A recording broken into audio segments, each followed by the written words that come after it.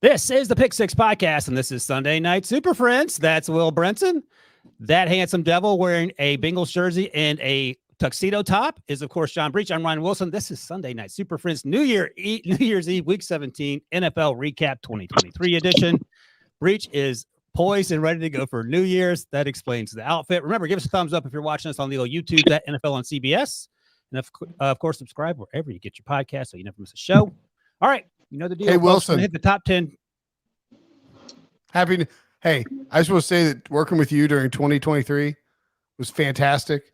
And while we won't know about all my bold predictions for the season until next year, I do want to say that my prediction that Breech would show up drunk and flustered for this podcast was accurate. All right, we're going to hit the top 10 takeaways from Week 17, a week that started with January Joe Flacco arriving on the scene a month early. And we're living in a world where Flacco and the Browns are as close as you're going to get to a sure thing in the NFL. Maybe the only other sure thing. Shout out to producer Harry's wife, who's an English major and teacher. She will love that. The only sure thing, Harry, within a week left in the regular season is the old Baltimore Ravens and the official MVP of the Pick Six Podcast, as decreed by me, Lamar Jackson. All right, Brinson, a couple of questions here. One, is Lamar your MVP? 2, are the Ravens the best team in the NFL? And 3, what has impressed you most about a team that not just beat the absolute dog dookie out of the 49ers, but did it to the Dolphins in back-to-back weeks? Yes and yes. Oh, good. On MVP. I had him as my number one MVP before they beat the 49ers. So easy to just ride the wave, leave Lamar at number one. And I wrote for CBSSports.com after the Ravens game. And really, it was almost done before the end of the Ravens game. Like Tyler Huntley was in there chucking passes to Charlie Kohler for touchdowns to make it 56-19, the final score. By the way, shout out to a friend of the podcast, our good friend in real life, Adam Beasley, a.k.a. Wildcard, who got absolutely dragged by Old Takes Exposed for noting that there was zero chance in hell that the Dolphins would get 42 points scored on them by the Ravens. The Baltimore Ravens are the best team in football. They've answered every question. Every time they've been asked a question by the schedule makers, they have answered it. They have done it in emphatic fashion at home and on the road. I think when you look at they're actually better on the road. They're 7-1 on the road this year and 5-3 at home. Their home losses are to the Colts, to the Browns, and 5-2 at home, 7-1 on the road. So just Colts and the Browns.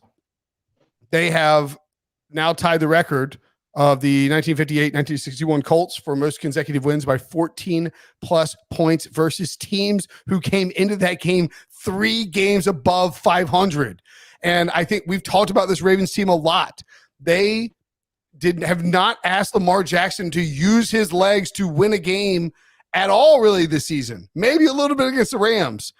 He's rushed well, but he hasn't had to rush. He's been a great pocket passer. Todd Monken deserves an insane amount of credit, and John Harbaugh deserves an insane amount of credit for bringing in this new. Harbaugh gets credit for bringing in Monken, and Monken deserves credit for getting the best out of Lamar Jackson.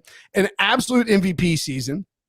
I don't think there's a case to be made for anybody else, regardless of what happens in Week 18. Lamar has been incredible from the pocket. He lost Mark Andrews. He's still performing. And here's a hot take for you. Lamar Jackson, with his performance against the Dolphins on Sunday, also cemented his Hall of Fame resume. All right, I'm not going to fall for that. That's clickbait there, as they do in the old video there. There's never been. That's fine. Let's hear what Breech has to say. There's never been a two. Could you name one Hall of Fame quarterback who's never been to a conference title game? Can you name a quarterback who's won? The answer is zero. The answer is zero. Name a player in NFL history who's won 2 MVPs who has not gotten into the Hall of Fame or will not get into the Hall of Fame eventually once they're eligible. Brinson, the answer is zero to my question, which you didn't answer. Look, yeah, Lamar is awesome. We talked about after the 49ers game that he is the best quarterback, that he felt like the top MVP candidate, and this just cemented that. There is no taking him down after a 5-touchdown game, which, by the way, I love the fact that John Harbaugh decided to have his quarterback throw a touchdown pass with under 3 minutes left when you're already up 49-19. That is just That's taking the dagger, twisting it, pulling it back out, putting it back in, twisting it 4 more times. I mean, it was just overkill. But look, the Ravens are the most dangerous team in the playoffs. Lamar Jackson's playing like this. Their offense is unstoppable as long as he is throwing the ball like this. I'm not sure how you beat them. And look, the Dolphins didn't have Jalen Waddle. They didn't have Raheem Mostert, not at full strength. But look, 56-19 is 56-19. So I'm not sure what you can say about the Ravens other than that they are clearly the best team in the NFL heading into the postseason. I think it is interesting, Wilson, that and you guys are AFC North of Fibes or Files or whatever it would be. You're a Steelers fan. He's a Bengals fan. I still feel the Ravens are, I know they just smoked the 49ers. They just torched the Dolphins. They have obliterated the Lions in Baltimore. They destroyed the Seahawks in Baltimore. Again, their losses are, they have like 2 where they gave a bunch of points late. They've been leading by 90% of the time that they played football this year. And yet somehow I feel like they're a little underrated because people just don't want to like them. Does that seem fair? That's not anybody on this podcast. I don't think you're underrated by this podcast. I mean, just in general. No, I can't, you can't control that. We can talk about why we think they're good. Super Bowl. No, well, maybe, but again, we could find people at every pocket of the internet.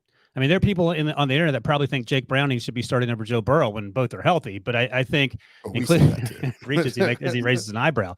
But we have talked up Lamar for much of this season, at least the last month or so, given the way they're playing, and there's no amount of revisionist history that's going to change basically what you just talked about. The 49ers got curb stomped. The Dolphins got curb stomped, and certainly a million more questions about the Dolphins and 49ers right now than what we have about Baltimore. And Breech mentioned the injuries that Bradley Chubb went down with, who I think is an ACL. We saw Xavier Howard leave on a cart early in that game. But as I was watching that game on Red Zone, a couple of things kept coming back to me. Justice Hill went absolutely off today. They lost J.K. Dobbins in week 1. They lost Keaton Mitchell a few weeks ago, both out for the season. They've had the offensive line be banged up. They've gone through players on both sides of the ball. Kyle Hamilton's been banged up, and they keep on chugging. And I think that's a testament to not only what John Harbaugh and that coaching staff has done, the coordinators on both sides of the ball, but also the front office in terms of putting that team together. So you're not going to find anyone on this podcast. Producer Harry might be a little salty given how his team was treated today in Baltimore, but I think we all agree that this is the best team in the NFL.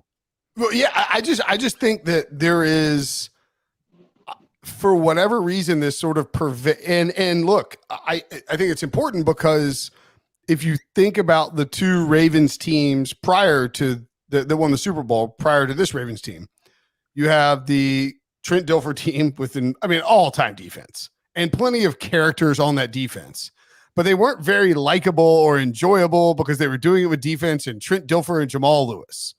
And then you had the Joe Flacco team, which had Ray Rice and Flacco, who was middling and average, and no one wanted to have the Flacco conversation was annoying. And they had Ray Lewis, who may or may not have sprayed his body with deer antler steroids before the Super Bowl. Who is to say? They had a lot of good players, but at no point, and this team has Lamar, and he's a superstar.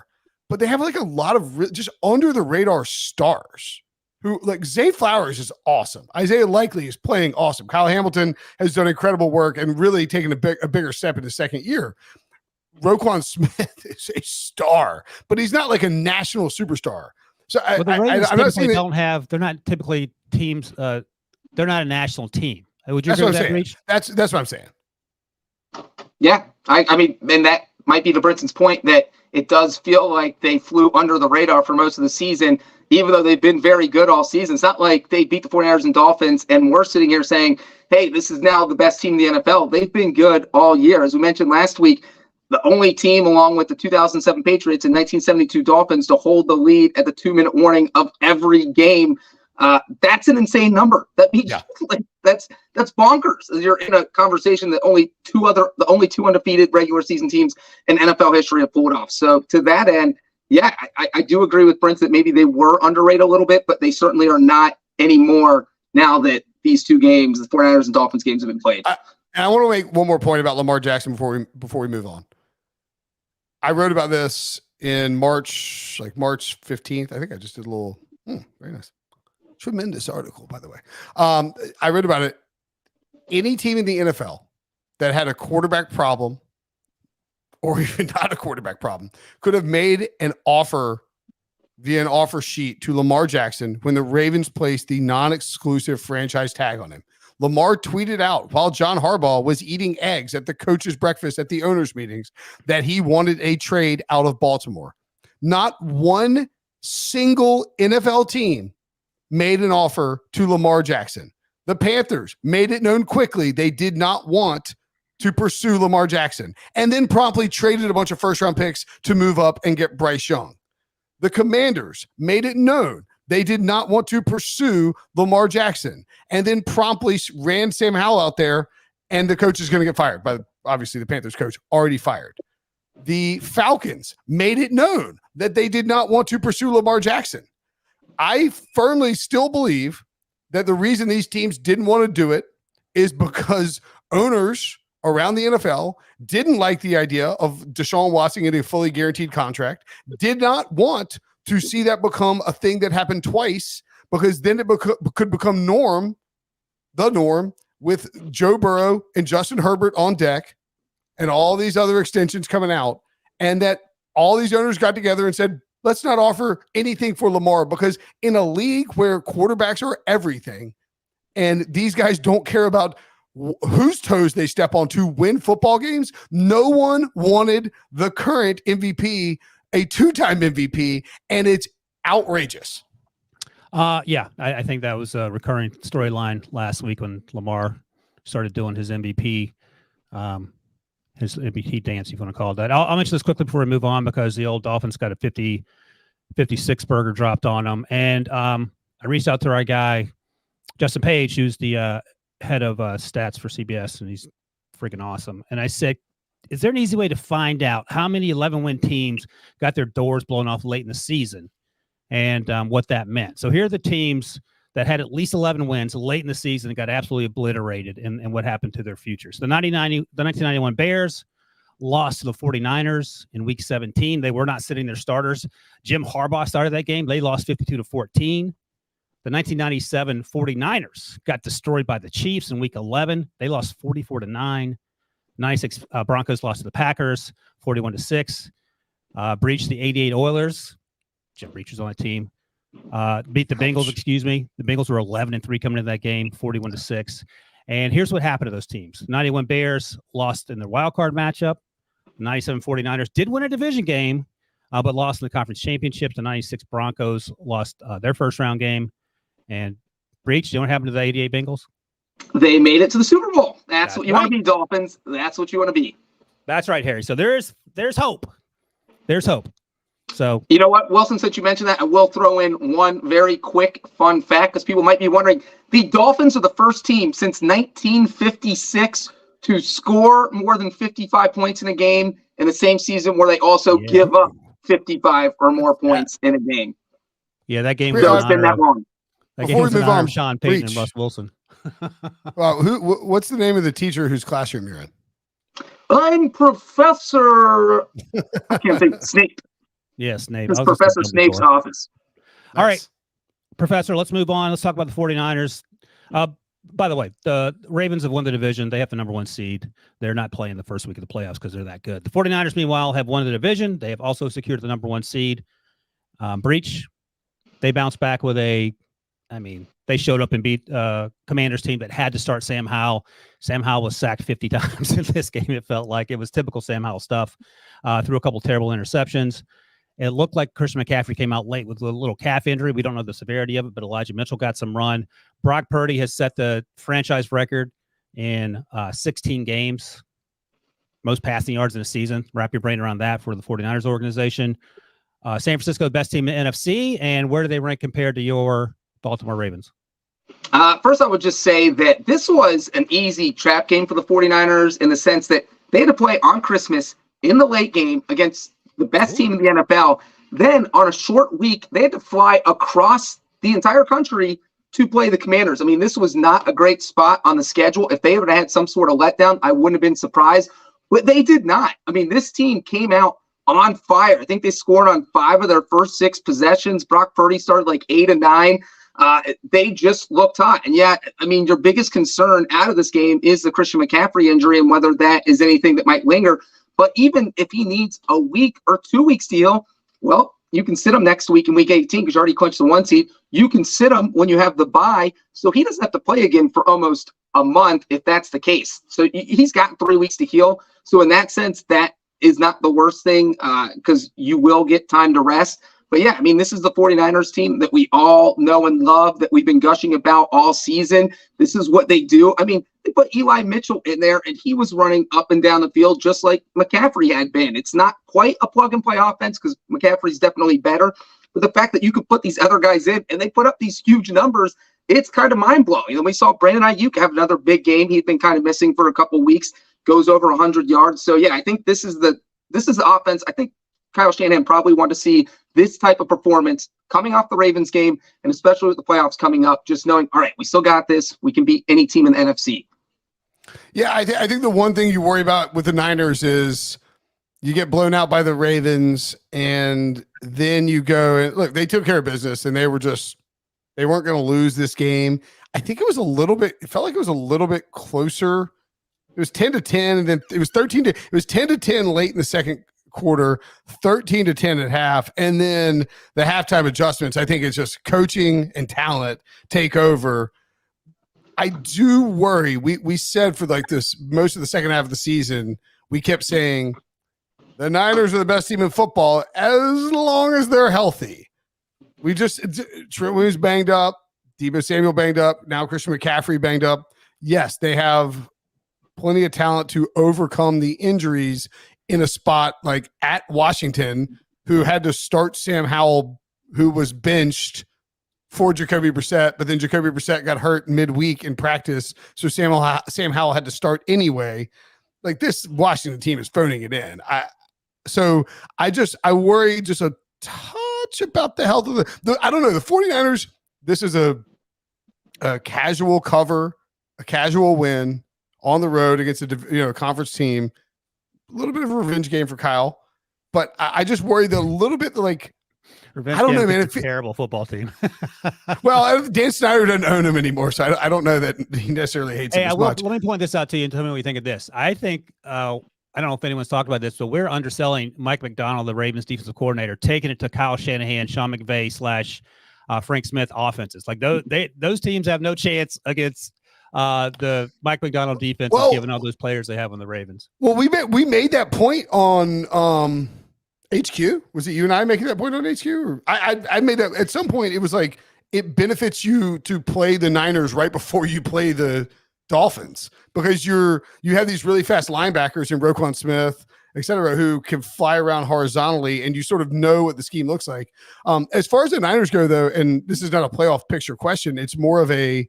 By the way, Dallas currently the number 2 seed. I don't know, man. I feel like you look at the NFC and just with the way the 49ers are dinged up and all of the injuries and the way that Baltimore handled them, it feels a lot less like they're unstoppable when it comes to that side of the bracket now. Oh, you know what I mean? But again, it's a week-to-week thing, no doubt about it. And we talked last week, if the Ravens had lost this game, we'd be having another conversation. But 2 weeks ago, we were like, where would you take the 49ers in the Super Bowl draft right now? Well, number 2 behind the still Ravens. 2, okay. Speaking of which, Brinson's Rams have clinched a playoff spot now that my Geno Smith lost to my Mason Rudolph. So we'll talk about that in a moment. To continue the conversation of the NFC that Brinson mentioned there, producer Harry asked a very fair question, especially in light of losing to the Kyler Murrays, another revenge game that Brinson will manufacture. The Eagles lost at home to a Cardinals team, an upstart Cardinals team. Shout out to what Jonathan Gannon's getting out of that crew. Shout out to Kyler Murray for playing well. How do you fix the Eagles? Producer Harry asks. So Philly's making the playoffs. They only have a 20% chance to win the division now. They have to beat the Giants next week, and Dallas has to lose to Washington for that to happen. But Brinson, let me read you some sad facts if you're an Eagles fan to try to answer the question about how you fix the Eagles. On offense, over the last month, since week 13, they're 27th in allowing turnovers, near the bottom in terms of the most. They have 8 turnovers over that span. They're not making any explosive plays, only 6 plays of 25 or more yards over the last month. That's 27th. They're terrible in the red zone. On defense, They're near the bottom in takeaways. They're near the bottom in allowing opponents points per game, near the bottom in yards per game, both passing and against the run. They're near the bottom in sacks. They're near the bottom in stopping third down conversions and fourth down conversions. And they're 31st in red zone efficiency in terms of they're letting teams into the end zone or kicking field goals once again to the red zone more than every other team except one. So to bring you back to Harry's question, how do you fix the Eagles? I mean, look, if you take the Eagles since the bye, week 10, they beat the Chiefs and the Bills coming out of the bye, and both of those wins were like total. They just find ways to win, even though they clearly got beat in those games wins. They should have lost both of those games. They lose the next 3 to the Niners, Cowboys, and Seahawks. They beat the Giants on Christmas Day, and it wasn't easy, and it wasn't like could have been gone the other way. And then they lose at home to the Cardinals 6 days later. This is a team that, quite frankly, could be 9-6. Do you want to give no, we're not talking about the Cardinals here, but it just pops to my head. The Cardinals actually beat the Eagles and the Cowboys this year, so that's noteworthy. Cardinals, look, revenge game for Jonathan Gannon, of course. Frisky response by the Cardinals here. Well, the Cardinals went undefeated in the state of Pennsylvania. They're the Pennsylvania state champions. James Conner revenge game against Pittsburgh and beat the Eagles and the Steelers. That's right. And they good call in James Conner revenge game. They swung through and smoked Penn State too in the Peach Bowl while they were at it. I think that I just have Philly feels like we're talking about the Rams and we're talking about the Bills and the team you don't want to play in the playoffs. They're getting hot at the right time. Everything's kind of clicking at exactly the right time you want it to. Philly feels like the polar opposite of that. And they were this team that early on, remember, they beat the Patriots. They barely beat the Patriots week 1 on the road in New England, tough spot. They beat the Vikings by 1 score. They handled the Bucs on that Monday night game, I think. It was the early Monday night game. They barely beat the Commanders at home. They're just like living on these, like a bunch of these 1-score games. They've been wobbly all season long, and I have a really, really hard time trusting them when we get to the playoffs. And if we talk about what's going to happen, if they're going to lose the division now. Yeah, it's almost unfathomable that they're losing the division, the NFC East to the Cowboys. They have to beat the Giants, and the Dallas has to lose to Washington. Both those games are on the road for the teams that we're talking about here. Breech. Philly had to beat the Giants twice and the Cardinals once to get the division, and they couldn't do it. Well, that's why we play the games. So, Breech, I was talking to our buddy Debo, who's a diehard Eagles fan, and I said to him before this game, I said, would you rather have Brian Johnson, who replaced Shane Steichen, calling plays for the rest of the season, or Matt Patricia, who is now the defensive coordinator, just calling both offensive and defense plays? He said Matty P. So where are you on how you fix this mess? Well, I'm not sure how you fix it in the next 2 weeks, which is what you need to do because the playoffs start in 2 weeks. But I think it all comes down to Jalen Hurts. He just does not look like the Jalen Hurts of last year. If you would have said to someone, hey, look, Jalen Hurts finishes this game 18-23 and throws 3 touchdown passes, you're probably thinking, well, that's not that bad. But, he only threw for 167 yards. I mean, threw for under 170 yards, and this offense just isn't intimidating anymore. I mean, you're talking about an offense that has Devontae Smith, A.J. Brown, DeAndre Swift, who was on fire early in the season. The rushing attack has kind of slowed down, and it just seems like it's not one thing. It's a collection of things, this confluence of things that has just kind of hit this team at the worst time. And I think they're getting frustrated because they can't figure out how to fix it. And you have these guys pointing fingers. Even after they beat the Giants, they were pointing fingers, and that was a game they won. How do you think they're going to feel after they lost their former defensive coordinator, who probably loved the fact that he was going in this game? As you guys mentioned, it's a revenge game, but it's also one where he's thinking, these guys have not been good on offense. We are going to beat them. And remember, they had a pick 6 in this game, so the offense only scored 24 points. I'm not sure how you fix it, and certainly not how you fix it in 2 weeks. Jalen Hurts just has to play better. AJ Brown. I mean, it's worth noting that the defense has been absolutely atrocious. So Jalen Hurts has not been himself, no doubt about it. And there are questions about the play calling, no doubt about that. But the defense has not helped out, and that's defense has been terrible. So they have 9 sacks over the since week 13, which ranks 27th. Who do you think has the most sacks since that time? What's team? The Chicago Bears. That's not a terrible guess. You want to guess, Breech? The Ravens. The Houston Texans. Think about Will that. Anderson. Will Anderson. So Big game that's, today. I mean, that's sort of the numbers no one talks about, but how it helps a team, a young team, yada, yada, yada. But anyway, that's part of the reason why the Eagles are where they are. Since Halloween, AJ Brown, who I love, I think AJ Brown's an incredible football player. But if you love him, you'll tell me his full name. Arthur Juan Brown. Oh, snap. He got it. I just got it. Arthur Juan Brown. Way to go. All right, you love him. Go ahead. Snap on me. That's right. You got snapped. Since Halloween, he has 2 touchdowns. No, excuse me. 2 touchdowns and 1 100-yard game. And that 100-yard game came in the 42-19 loss to the 49ers. So plenty of garbage time there. It has been this passing attack is not what it was. It feels like the Eagles offense is, and maybe this is partially because of how, when you're watching a bunch of games and you're hearing the commentary, it feels like the Eagles offense is basically designed to get them into tush-push situations. Oh, they're crushing it on 3rd and 4th down conversions. I will give them that. In terms of all the things we talked about, they just run the tush push every time, and maybe there's something to that. All right.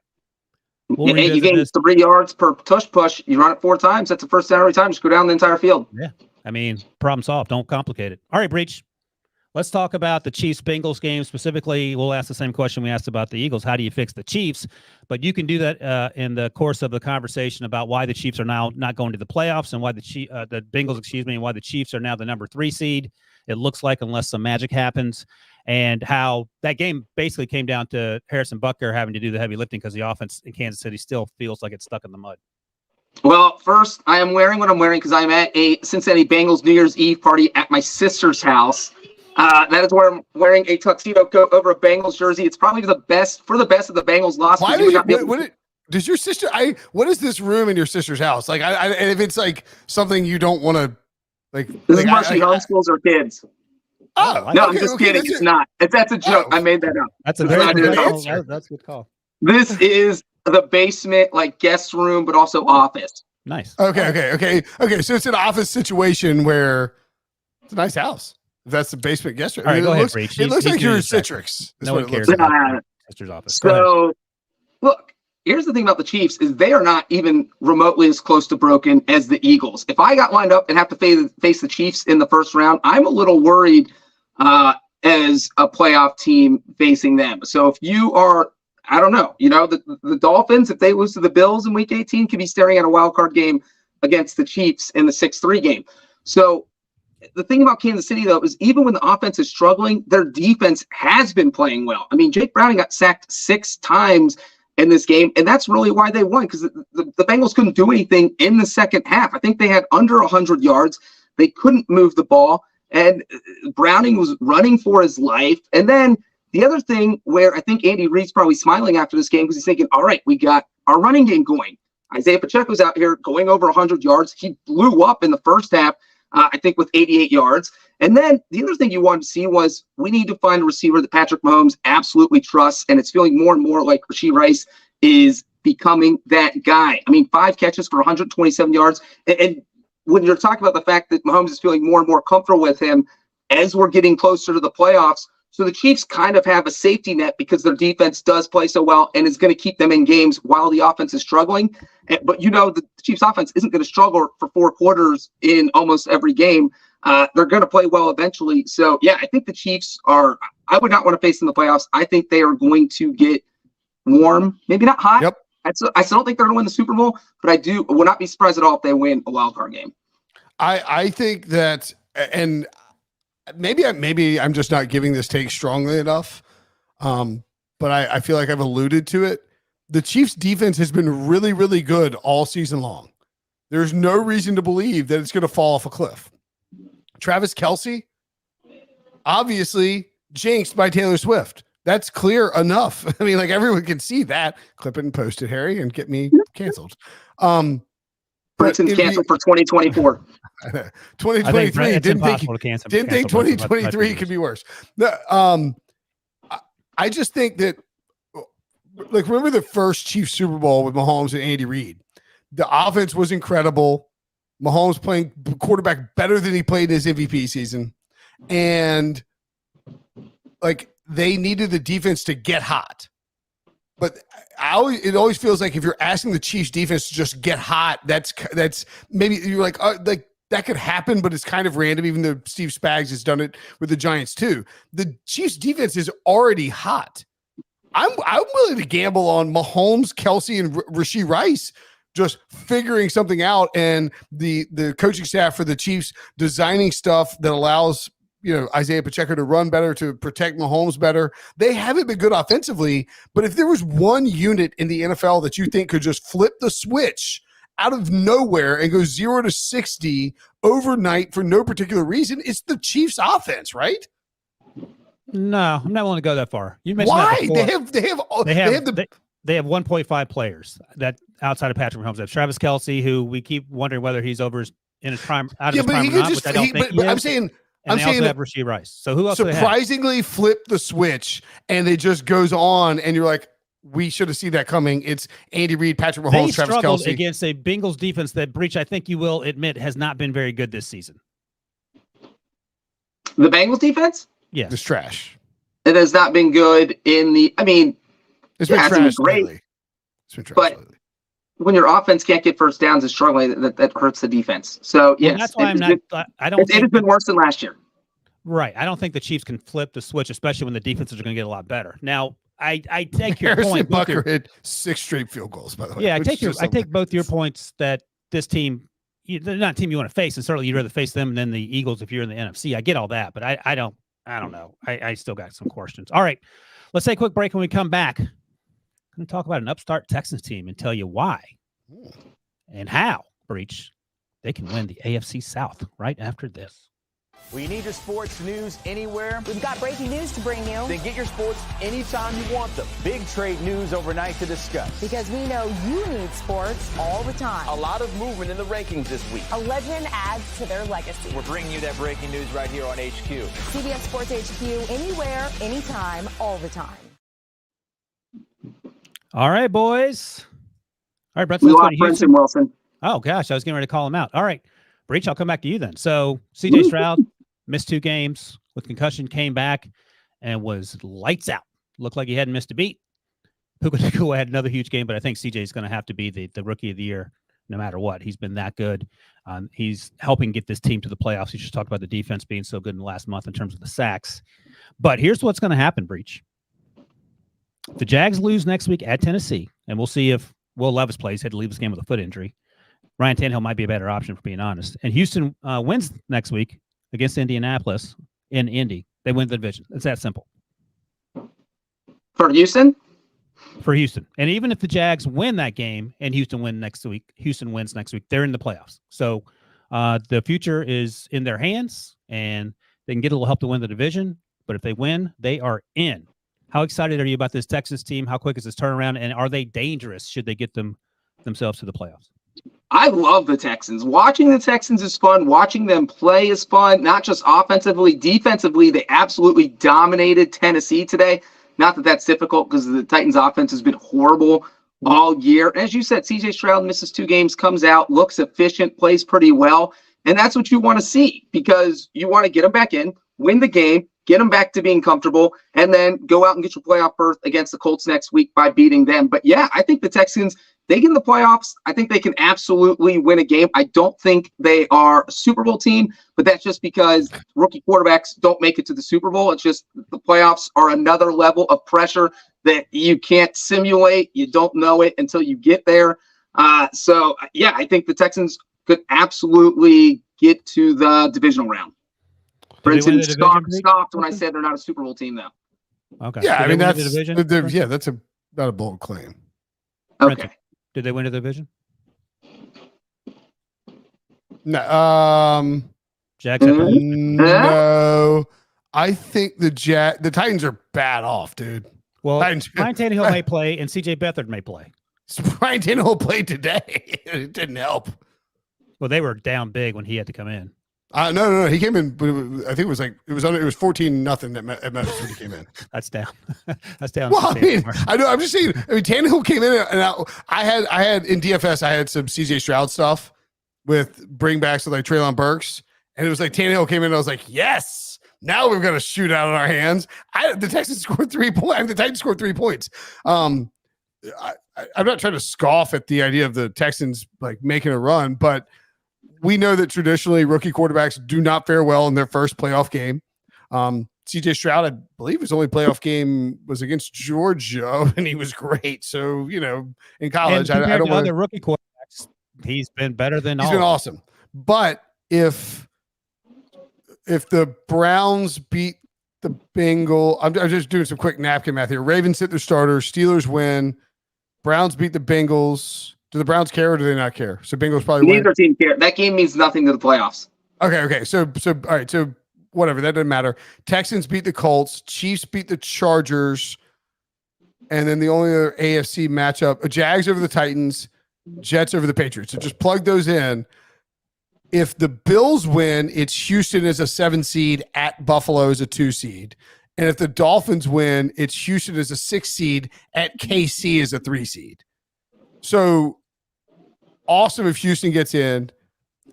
This is one where when in the offseason, when we say they had a great season, you can have a great season without winning the Super Bowl.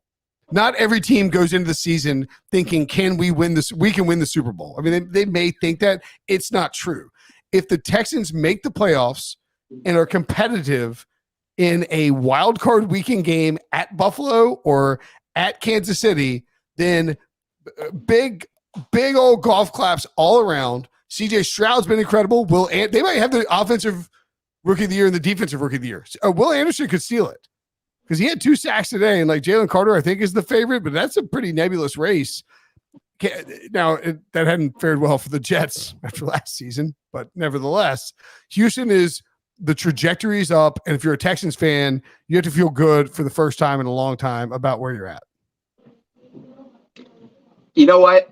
We had this debate last year. Do you remember? I think it was the Vikings we used as can your season still be a success if you lose in the first round of the playoffs? If the Ravens lose in the first round of the playoffs, their season is not a success. If the Texans lose in the first round of the playoffs, their season is still an absolute success. So it just depends on what level you're at. And I totally agree with you, Brinson, that no matter what happens, if this team gets to the postseason, this is, just a huge success no matter what happens in the playoffs. They're playing with house money after that if they're in the postseason.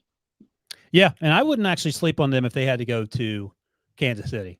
That offense is actually playing better than Kansas City's offense right now, and the defense isn't far behind. So that'll be fun.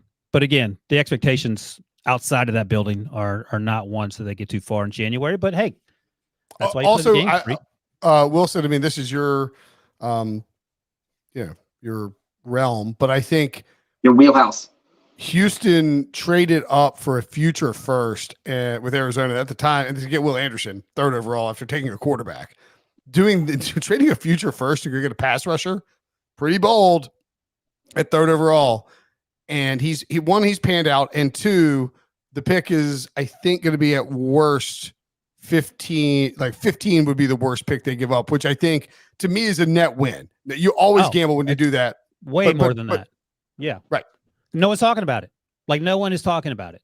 And right. That's everyone's talking about Carolina. Like David Tepper threw a drink on a fan. We'll get to that. Or allegedly threw a drink on a fan. Yes, yeah. Even if Carolina wasn't in this universe, no one would be talking about this trade because it hasn't worked out.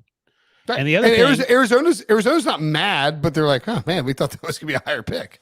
No, I'm sure they got Paris Johnson Jr. They moved down and got some extra picks too. I'm sure they're probably happy with certainly the way Kyler's playing. But the thing that I kept hearing during the draft process was that the Texans did not love CJ. They loved Bryce. They loved Will Anderson. Was thinking about taking him at number 2. And obviously something changed before that happened, but they did go back up and get Will Anderson. And I've been saying this since the start of the season. CJ's been balling out. Sometimes you get the quarterback you need, not the one you want. And that's a cautionary tale for teams picking in this draft and for everyone till the end of time. But yeah, absolutely. No one is talking about that pick. It's been an absolute grand slam. Will Anderson's been awesome. And obviously CJ Stroud's been somehow better than that. All right. Shout out to the Texans for doing their thing. Brinson, not so much of a shout out to the Buccaneers. We've been talking up old Baker Mayfield, and I don't know what happened today. I mean, you hate Derek Carr with the passion of a million suns, and he's been playing well the last few weeks. I don't hate Derek Carr, but I watch him and go, how's that guy on the field? And then the last few weeks, he's just been doing enough to help them win football games. This game was over pretty early Yep. on, and then the Bucs mounted a Yeah. little bit of a comeback. Here's the thing, though, with the Buccaneers. If they win next week at Carolina, they win the division. That's it. Lose and they miss the playoffs no matter what happens, because the winner of the Atlanta-New Orleans game ends up winning the division, which is crazy to think in terms of how the Falcons have played. So winning, you're in against the David Teppers, problem solved. But I would imagine you feel better about the Texans than you do about the Buccaneers right now, or am I wrong? Long term or short term? And just a playoff matchup when they get to their next opponent. No, well, because the Bucs will probably play the Eagles as we sit here. You know, again, you said this, Wilson. It's a week-to-week league. Yeah, it's so true. A week ago, it was like, yeah, that's true. The Buccaneers, tell you what, the Cowboys on the road against the Buccaneers, that's a problem for Dallas. Now it's like, I think I would pick Tampa to beat Philly. Yeah. And by the way, that's a shootout. That's an over game city. Both those defenses stink. I think we'll get a better game from Baker and the Bucs against Carolina, which I suppose is obvious. I mean, Carolina, again, the owners throwing drinks around in Jacksonville. Like, leave my Duval family alone. Tep. Derek Carr still just wasn't like, he's still just Charles check down. And the Saints defense showed up and shut down the Buccaneers until midway through the fourth quarter. Like, that's the story. I mean, Derek Carr mounted 20 points against a horrible defense in Tampa Bay, and he's not throwing picks. That's great, but he's not doing like anything that blows me away from a production standpoint. So, by the way, I'm getting texts from my aunts and uncles, and my mom is texting me about David Tepper. Okay, like that's how biggest this is going to blow. This is going to be a big story. I'm going to text from my family, my mother, who doesn't even like football. I'm going to guess that it's not going to be a big story just because David Tepper's an angry elf who likes to act out. Ryan, you can't be an NFL owner and dump drink on an NFL fan. He threw a drink out the window on like a Jaguars fan in a game where like you were already eliminated for the playoffs. You're just mad you're giving up the number one overall pick, and this guy's mouthed off calling you the worst owner since Dan Snyder. You lose. We're $16 billion, and some jabroni from Duval County gets in your head and makes you lose your mind when you flip a drink out. What the hell, man? I think the bigger surprise is that you're surprised that he acted that way. That's a pretty. The only thing that compares is Bud Adams, and this is at least. It was like the Titans Texans thing. Bud Adams giving the double bird from the owner's box to a crowd that was booing him because he moved the team out of a city. This is David Tepper like losing his mind and lashing out by throwing a drink and random Jaguars. He stormed out of whatever game that was and yelled the F word moments before he fired Frank. He threw a drink on a Jaguars fan. He threw a drink over the edge. I'm sure he knew it was going to hit someone. He didn't know who. I mean, look, I'm not surprised. I'm not absolving him. But you're surprised, Breech. Wilson, are you on Tepper's payroll? Seriously, how are you like? You're defending the man. That's exactly what I'm not doing. I just said I don't absolve him, and I don't think it's okay to do, but I'm not surprised. You're surprised? I've never seen an owner do this in the history of the NFL. Well, I've never seen. I mean, I guess it's New Year's Eve, and people get a little crazy on New Year's Eve. Your team's the worst team in football, and you like, are you mad you locked up the 1 seed? Like, and you got shut out by a franchise that only has 9 shutouts in history in their team history. Yeah, that's why I'm not surprised. He has a temper. He's used to getting his way. He's fired more coaches than Breech has tuxedos. I mean, it's I was 3, by the way. But suffice to say, the point is, I think Tampa wins the division because they get to play the Panthers in Week 18. When David Tepper is right. Like, I actually think we won't do an emergency podcast on this because we don't do emergency podcasts for GMs. I think there's a really good chance that in the next 7 days, Scott Fitterer is fired by David Tepper because David Tepper has to blame somebody else for the problems of the Carolina Panthers. And it's since everyone knows it's not the coaching staff's fault, that it's his problem, that it's going to be laid at the foot of the GM. Or Fitterer gets to keep his job for 6 more weeks because the NFL suspends Tepper for 6 weeks for throwing his drink at a fan. All right, let's move on. We can talk about Drinkgate once it blows up on the old TikToks. Brinson will be keeping us apprised of those goings on. Next up, a little more. Do you mean play the Fire Ryan Wilson button? Woo! I don't know if you know it. It's a little early for that, but sure. My 12-year-old was happy to learn that was a one-time. Is it playing? Yeah, that's I'm just all right. It's an all-timer. Speaking of controversies, Oh boy. the Fighting Dan Campbells should have won that football game. And here's Harry's headline. And actually, I don't agree with it, and I'll tell you why. Dan Campbell's aggression will cost his team in the playoffs. And Harry, of course, is not talking about the 2-point conversion that was overturned for controversial reasons, but the decision to keep going for it as the penalties mounted and they kept moving further away from the goal line. And Breech, here's why Dan Campbell did that. This team has the number 3 seed pretty much locked up. That's where they're going to be. And I think he sent a message to his team that we are not going to back down from anybody, no matter how bad Mike McCarthy's play calling is. If we bail him out in this situation, we'll double back and get him or someone else later in the playoffs. We are going to – I trust my guys.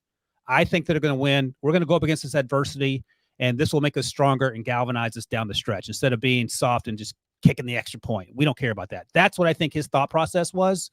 What do you think of that theory in terms of what Dan Campbell did at the end of that game that ended up ultimately costing the game? They're the number 3 seed.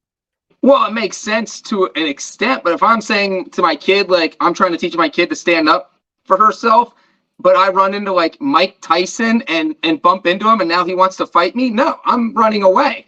So like at some point you have to use common sense and say, all right, maybe we don't have to get crazy here and we don't have to put this attitude in where we're going for it on every 4th down, regardless of how you feel about NFL officiating and the call against Decker. Once that 5-yard penalty was hit, you got to kick the extra point. Just get the tie, go to overtime. You're going on a low percentage play. The idea is to give your team the best chance to win, and you're playing the percentages. Going for 2 from the 7-yard line is a horrible, horrible decision. And so that part of it, and of course, no one's really talking about that because of the fact of what happened before that. But I just could not believe that he refused to kick the extra point. What about the long game, though? What about the long game? Well, no. Here's the other part about it too, though. You go for it on the 7-yard line, and you're like, and that's one of those where you lose like a terrible blackjack hand, and you're like, "F it, I'm still going in." But you do it, and then like you get bailed out because you push. So you don't lose any money, and you're like, you know what? I'm going to pull back a little bit of this. He gets another chance to go from the 3, kick it on the 3 after the offsides. Okay, like that's what you have to. If he hit James Mitchell in the flat, and it was an easy throw. Sure, they win. I'm just saying. Let me ask you though. I get that no one disagrees with what you're doing and what the numbers say and what common sense says. But in terms of the long plan, like the long game, in terms of we're in this together, we trust each other, yada, yada, yada. You buy into that, or is that just stuff, words? Here, let me just say this real quick, because if you keep doing this, the long plan is you turn into Brandon Staley. If it doesn't work out in your favor, it blows up in your face. Like that's the flip side here. And now we have an example of that. You can be aggressive, but if it keeps blowing up in your face, that starts to add up. Okay. This is bullet number 1 though, right? I do think that I think what he was doing was he goes for it, goes for 2 on the road against this team that you might have to see in the playoffs, and it's the bold move. I love it. We always complain when coaches don't do that on the road, tough environment. You go get the win. Like you're already in the playoffs. You already you're role play with house money a little bit. The problem is when he got screwed by the refs, he sort of got tilted and then doubled down and then didn't have the wherewithal to back down from the 3. We just kick it and go to overtime. Now I don't think he felt that way, but that's fine. I get what you're saying. But here's the difference with him and Brandon Staley. One will kick your ass and the other one won't. Yeah, Brandon Staley will hit you with a TI-82 or something like the Texas TI-35. Clearly, you didn't go to math class. I'm an English major. Suck it, Carnegie. Hey, you went to the David Tepper School of something at Carnegie Mellon, right? Business school. I didn't go to the business school, but he does own the business school. Yes. At any rate, I do think that there is something to be said because remember, Staley that first year went for it like crazy, and there was clearly a message from the front office and ownership. Hey, buddy, this is too much. Dan Campbell is just saying this is who we are and how aggressive we're going to be. I think it will benefit him and his team in the playoffs because you won't have instances like the famous Matt LaFleur 4th and 3 from the whatever, where they kicked the field goal down, down 13 against to the cut it to Buccaneers. 10. Yeah. Like, in other words, Jared Goff and this offense all know what Dan Campbell's going to do in the moment in the playoffs. No one's going to hesitate. No one's going to flinch. No one's going to question him for doing it. They know he's going to be aggressive. And I think having that, knowing that in your head going into the playoffs as these players makes a difference, because you're not second guessing anything. You're like, dude, this is what we do. This is how so we're going to approach you it. agree with my theory. Awesome. That's what I said. Yeah. Breach, Well, you lose. Look, I'll say Suck one it, more Breech. thing about that. They had a 4th down earlier in the game. I think, in the first half, 4th and goal from the 4. They were up they were down 7-3, but their defense was playing really well. The only score at that point was when they blew the coverage on the 92-yard touchdown. Other than that, the Lions defense had dominated the game. That early in the game, I'm just taking the points, chipping away, and feeling confident about my team. Kick the field goal, make it 7-6. They went for it, didn't get it. And it was another instance of Campbell being aggressive, and it didn't pan out. But that's going to happen. You're aggressive. Sometimes it works, sometimes it doesn't. And sometimes it gets magnified by the situation, like it would have been in this game if the other stuff didn't happen. Almost sounds like you're talking about the Bengals going for it on 4th and goal and not getting it. Oh, Maybe should have kicked the field goal. I don't know. dang it, Zach. All right, let's take a quick break. When we come back, I'm going to let Breech talk about why the Steelers are going to make the playoffs after an invigorating win against my Geno Smith in Seattle right after this. I'm done. Bye. When you need your sports news anywhere, We've got breaking news to bring you then get your sports anytime you want them. Big trade news overnight to discuss. because we know you need sports all the time. A lot of movement in the rankings this week. A legend adds to their legacy. We're bringing you that breaking news right here on HQ. CBS Sports HQ, anywhere, anytime, all the time. All right, Breech, the Fighting Mason Rudolphs. I had no expectation for them. They're terrible when they travel cross country. They're usually terrible in Seattle.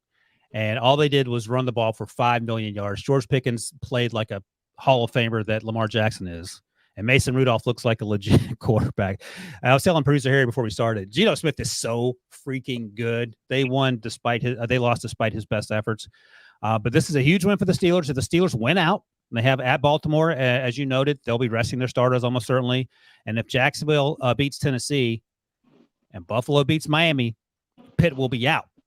But if Tennessee or Miami win, Pitt is in. And as producer Harry notes, if Pittsburgh wins and Miami wins, Buffalo America loses. America loses. We'll talk about that in the playoff pictures in a second. But Breech, how have the Steelers gotten to this point after the way they played in the James Conner Loser Bowl and in the Bailey Zappi Loser Bowl? Lost to two-win teams at the time.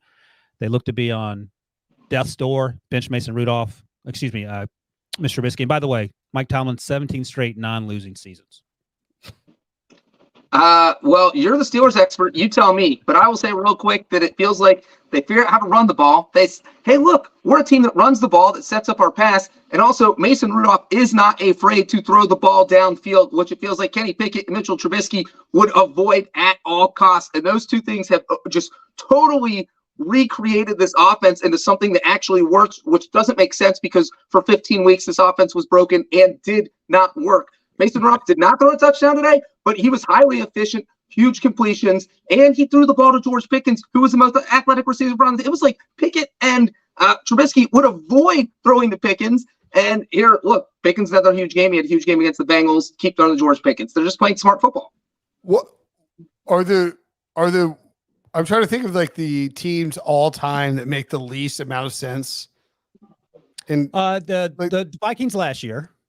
2017 or 2017 Buffalo Bills. Yeah, with Nate Peterman. Yeah, when they benched Tyrod Taylor for Nate Peterman, and he threw 6 picks in the first half. Because they haven't made the playoffs yet. It always comes down to whatever the last week of the season is for the Steelers. But I mean, like, does anything about the Steelers season this year make sense? It makes more sense once you get rid of Matt Canada and Mason Rudolph takes the field, which is a wild time to be alive. I guess, man. I don't know. This team is so. I mean, I know. Look, I'm only going to get to say it one more time before 2024. No, you're going to say it in the playoffs when they make their way to the Super Bowl. You get a couple more weeks to say it. Nah, but they will get blown out in the. Look, credit to Mike Tomlin. he can coach the hell out of a football team. He can't hire to save his life. His coaching tree stinks. His coaching tree stinks. He hires all the wrong people. He hired a bunch of NC State coaches. I don't understand the Steelers team. Kenny, Wilson, give us an old school Kenny Pickett real quick. I prefer Mason Brett Rudolph. His name's Mason Rudolph, and he's 100% a Brett. Pickett. Kenny needs to stay on the bench. Let's keep it at that. All right, they lost to the Cardinals and the Patriots at home in back-to-back weeks, and have won their last two games against and then lost to the Colts on the road. Have beat the Bengals and have beaten the Seahawks on the road, and now they're somehow. And I'll be curious to see how John Harbaugh plays this, because give me a little history lesson. This was before John Harbaugh got there, but when Brian Billick was there in 2003, Breech, Jamal Lewis was going for 2,000 yards. The Steelers were out of the playoffs. That was prime time Tommy Maddox season, and the Ravens were in fact going to the playoffs. He played his starters for the longest time. They won that game, the final game of the regular season against the Steelers in Baltimore, if I recall correctly, in 2003. And it allowed the Steelers to have the number 11 pick, which ended up being somebody named Big Ben Roethlisberger. So I would use that as a cautionary tale, John Harbaugh. Sit everybody. That said, the Steelers have been known to lose to third and fourth teamers.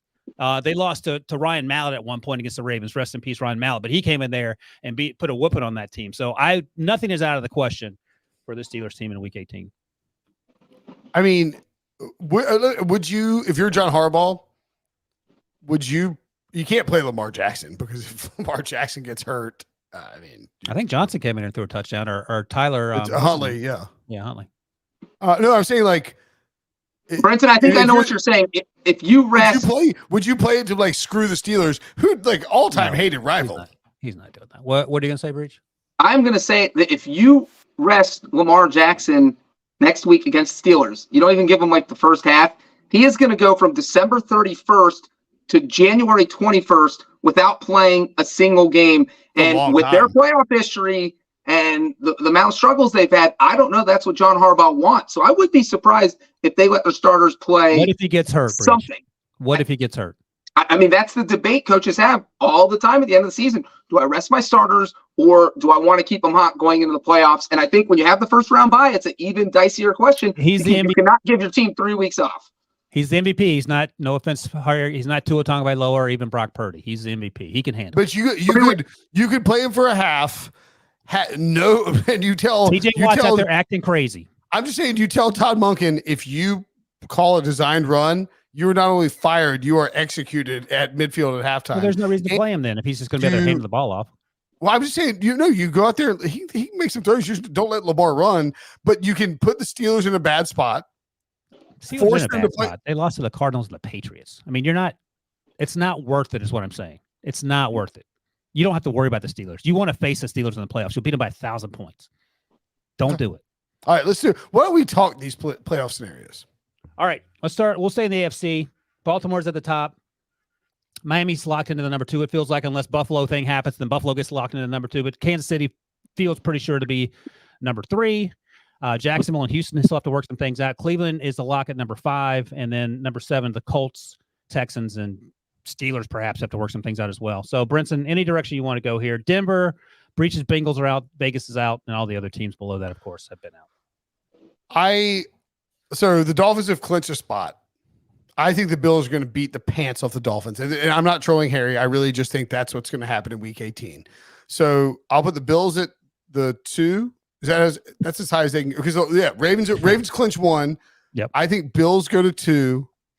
That means Dolphins at 5.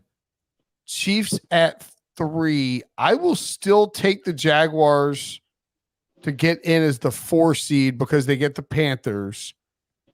And then my wild cards are obviously the Browns, my Browns. Mm-hmm. Real quickly, Browns fans, stop tweeting me saying I predicted a 7-10 season. I did. I was wrong. You're starting your 4th quarterback. His name's Joe Flacco. I love Joe Flacco. Keep tweeting at Brinson. He loves it. The fact that they're like, you idiot. You didn't see us starting Joe Flacco as our fourth starting quarterback behind Deshaun, who played pretty terribly most of the season, PJ Walker, Dorian Thompson-Robinson, without Nick Chubb and multiple offensive linemen, and winning 11 or 12 games. You fool. If you gave that scenario to Browns fans, every single Browns fan would be like, we're winning 5 games. So shut up and stop All right, tweeting. stay on point. It's almost New Year's Eve, and Breech has things to do. It's my New Year's resolution. I'll say that the Texans get in. I don't want the Steelers to get in. So I think Texans and Steelers. Or I can't remember what numbers are. Breech? I think the very interesting thing is Rams 49ers, because the 49ers have the one seed locked up. They don't need to play anyone. Same question as the Ravens. Do you want to bench your guys for 3 weeks?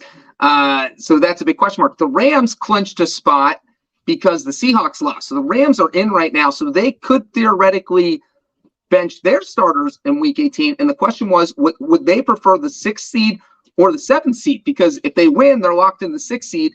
And then probably playing the Lions. But if you're the 7th seed, you're playing the Cowboys. Which one do you feel more comfortable with? So there's a lot of stuff going on here. Breech, just real quickly on that. I feel like Sean McVay had this opportunity previously, a couple years ago, and decided to he's like, we can't control who we're going to play.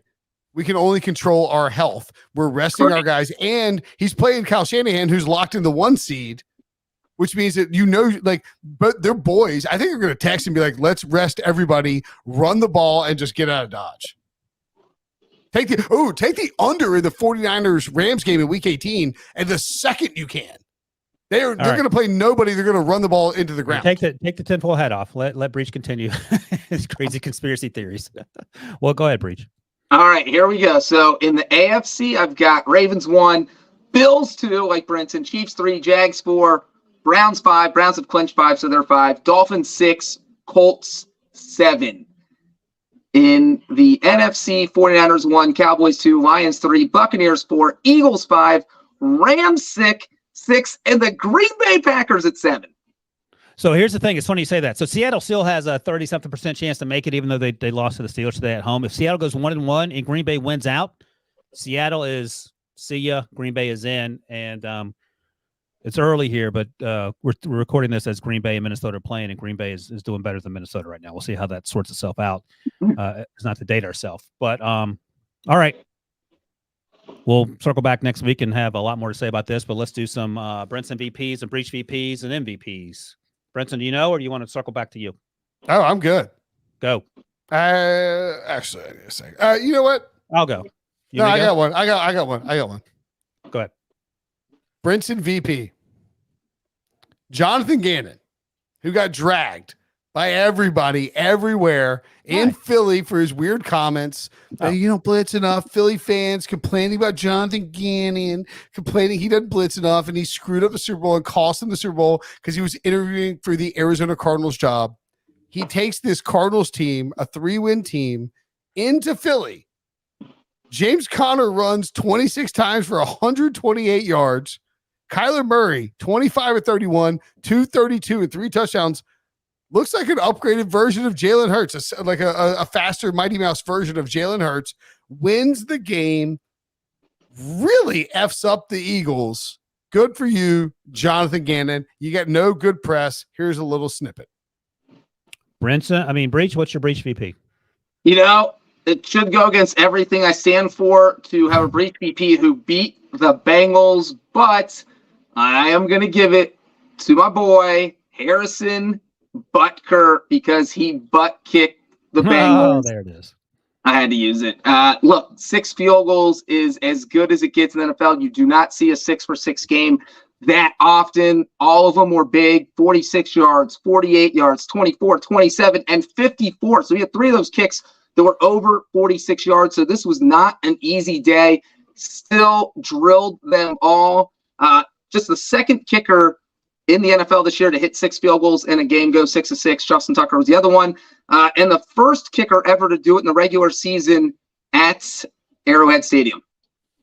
It's funny you mentioned number 6 because I have about 27 MVPs. One is to the Kansas City Chiefs defense for 6 sacks on Jake Browning, who again suffers the Rick Spillman revenge game. Rick, Jake, keep your comments to yourself the next time you get cut.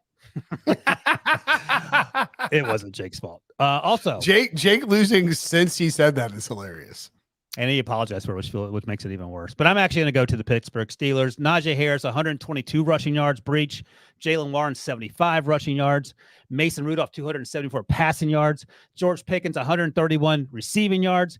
Deontay Johnson, 4 targets, 4 receptions, 76 yards. He did try to throw the ball to the other team, but luckily he stepped out of bounds first.